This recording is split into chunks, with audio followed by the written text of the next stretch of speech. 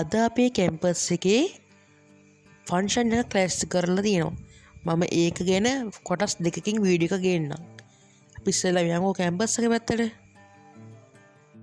අපේ ෆන්ක්ෂන් එකට ලෑස්ති වෙන්න අපි ඉස්සෙල්ලාම ගියේ සැරසිලි ගන්න.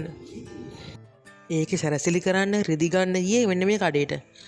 පස්සේ අපිට මේ කඩේ ඒක නෑ කියලා කියන්නේ අවශ්‍ය කරන එක නෑ කියලා අපි බොරැල්ල පුරාම ඇවිද්දා. එකක්වත් හම්බුනේ නෑ. ඉතින් පියුම ඇවිදගෙන ගියාට පස්සේ අපිට බොහොම බඩගින්නක් ආවා. අපි කන්න සෙට් වුණා මෙතන. පස්සේ කාලා පියනකොට වෙන්න මේ කඩේ හම්බුණා අපිට. මේ කඩේ අපිට ඕනම කරන සැරසිලි ගන්න රෙදි පිළි තිබුණා. ඉතින් ඒව අරගෙන අපි ආපහු සැරයක් කැම්පස් එකට ගියා. අපි කැම්පස් එකට යනකොට කට්ටිය වැඩ පටන් අරගෙන තිබුණා. අපි කරන්න යන්නේ ටීචර්ස් ඩේ එකක්නේ. ඒ ටීචර්ස් ඩේ එකේ ටීචර්ස්ලාට වෙල්කම් කරන්න අපි ඉතින් මල් ගන්න ෂොප් එකකට ගියා. ඊට පස්සේ මල් අරගෙන ඔක්කොමත් කරගෙන අපි ආවා.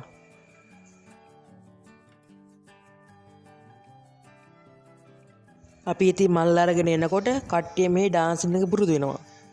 මේකේ පාර්ට් 2 එක ඉක්මනටම ගේන්නම්.